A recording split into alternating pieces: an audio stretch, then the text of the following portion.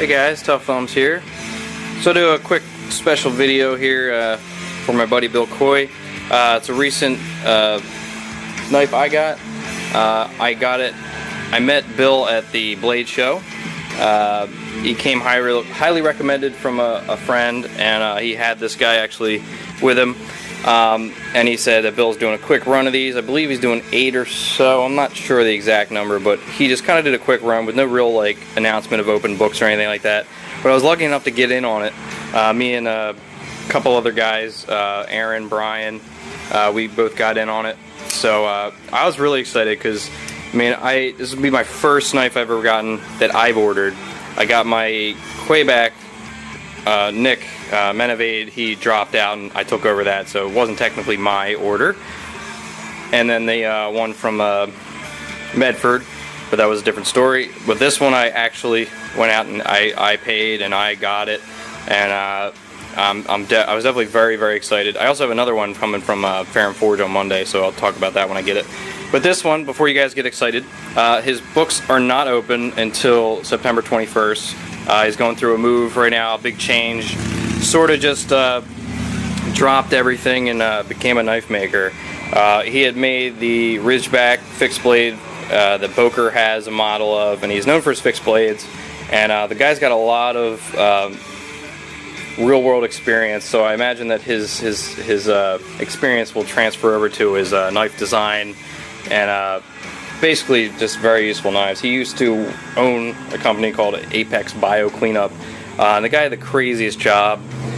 Basically did crime scene cleanup, and like, I know he worked in Afghanistan and did some stuff like the real nasty stuff that you don't want to do. I mean, meth lab cleanup, like dead bodies, all sorts of really gross stuff, and really hazardous environments, and so the guy definitely has some experience in the shit, as they would call it, the shit.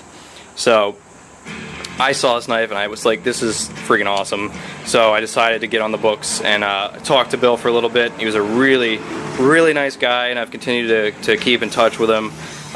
He actually, I mean, based on the look of his knives, it doesn't look like he was unexperienced in any way, but he has asked me for advice, and I find that to be crazy because I think he's a knife maker, and on a different level than me, but apparently he says not. So, so he's definitely really cool, very open for advice on anything, and just really humble guy, family guy from Oklahoma, but just a really interesting dude, and yeah.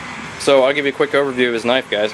So this is the Whiskey 2. This is his first folder. I believe he made a folder before in the past, just a real quick one or something like that for one person. Handmade. These are pretty much, for the most part, handmade in my opinion. Complete custom. Hand ground blade, water jet some parts. But other than that, I know he puts a lot of work and time into these. So, think what you will about mid-tex and handmade. I think this is a handmade knife with the BS taken out of it. The grunt work of cutting out scales, but hand ground blade. So we got a very large, almost 4.5 inches S35 VN blade, heat treated by him in-house. As far as I can tell, perfect heat treat, holds an edge really well. It's a really sweet, like harpoon style, really nice jimping up top. Almost full high hollow grind there, very thin, very lean, all the way to the tip, just really sharp, very, very useful blade shape. Nice drop point with a bit of a swedge there for better penetration. You got the logo right here. I don't know why, it's very simple, but I like the logo a lot. So it's 2013. So mine is number 7, which is really awesome. He's still in the tweaking phase. He's still got some things that he's working out with him. The 3 that I've seen, mine, the one at the blade, and the one from Brian, I have seen no problems really. Just awesome. And this is the full tie version, which he's selling for $575. The carbon fiber, like lightning strike carbon fiber with the liner that Brian had, that one is $625. And then the bolstered one with the titanium bolster and carbon fiber is $725. That totally makes sense. The difference in work is a lot. I prefer full tie just because I'm simple. I like the full tie feel. It's just something I really like. So right off the bat, the thing I noticed first about this thing, besides this giant size of it, is the action is just insanely smooth. I mean, it's a huge blade, and it rips out fast, guys, real fast. And the overall length is about 9.5 inches. It's a big knife, and it's very comparable here to this Onslaught. The Benchmade Onslaught is pretty much around the same size, for the most part, almost exact. As you can see, there's the website, coyeknives.com. This is his email address, guys. So he's no books open yet, but who knows. So September 21st, guys, the books will be open again, and I recommend them. So what he uses here, the 6AL titanium knife maker grade. He's got the alpha pivots just like I use, which are great pivots. The steel, I'm not sure the thickness of the steel. I'm not going to go into that with the calipers. Really nice milled out Coye logo in his pocket clip. Also titanium's got like a hand rub finish on it. It's a really nice touch. Great hardware down here at the bottom. 2 standoffs. Very solid. No flimsiness because of the length or anything like that. Comfortable. Not extremely comfortable, but there's no hot spots. I mean, it fits in your hand nicely. Get a nice grip on there, especially if you have gloves on. I imagine this would be just absolutely perfect.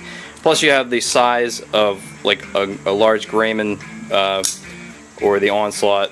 It's just massive, but it definitely feels like a workhorse and a half. And just your finger goes right up there. Very nice for the choke up. And it's centered perfectly. Hand ground blade. Really, really easy to flip and very fun to flip too. No stickiness. Just great lockup, exactly where I like it, almost 50%. The detent is phenomenal. He said he has some trouble with the detent. I think he's lying because it just comes out perfect. I mean, you got a lot of resistance holding on. It's just holding on for dear life and then pops out. And he's got the GTC bearings in there. Stonewash finish on all the blades and everything.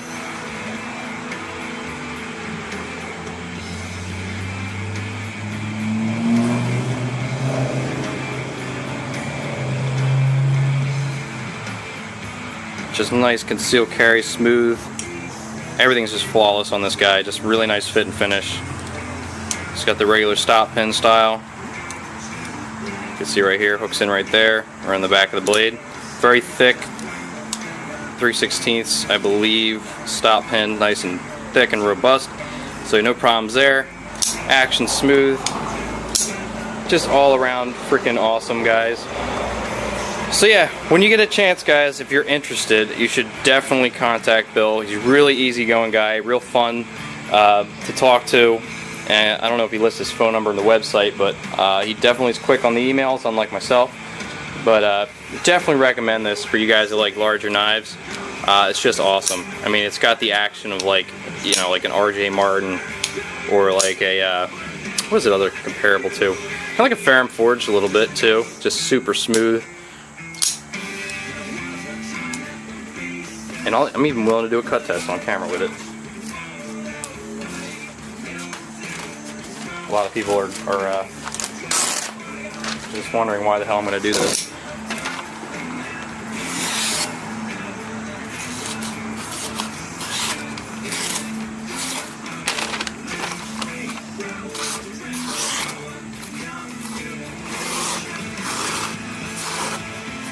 And that's with my crappy cut test ability. Very sharp. I really like this thing a lot, and it's going to replace my Onslaught as my sandwich cutter. I like a knife that can cut an entire sandwich just by going downward, pulling. So, great in the kitchen too. But anyway, guys, let me know what you think about this one, and I'll put the links to his email address and everything, and you can check him out, guys. I consider him a friend now. Great dude, definitely has a bright future with folders, so check him out, guys. Have a good one. Peace.